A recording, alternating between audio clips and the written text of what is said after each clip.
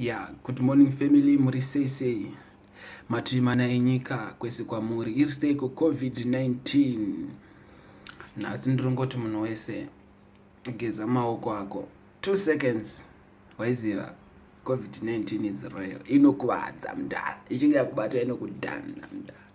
Isaya, it's King Gomado aka Lena T Shasha Pahasha Outer Sovelele Chisha. Ngatimbokupakurai zviri kuitika. Chishasha chiri kupisa maiziya.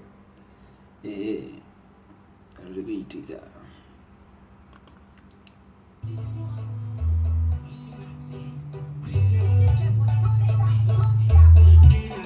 Chisha. Chisha. Chisha. Isaya.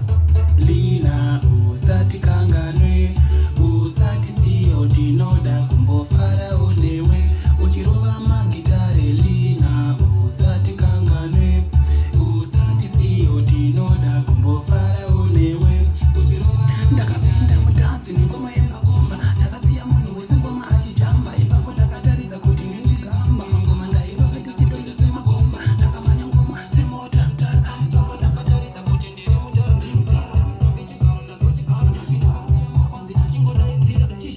Lina usati kangane, usati siyo tinoda kumbofara unewe, uchirova magitare. Lina usati kangane, usati siyo tinoda kumbofara unewe, uchirova magitare. Levo paketo.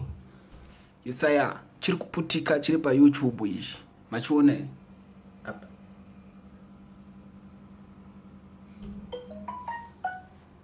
Kangu subscriber King Gomado. Obva wa like waiziya. Isa comment. Wo share. Kutify.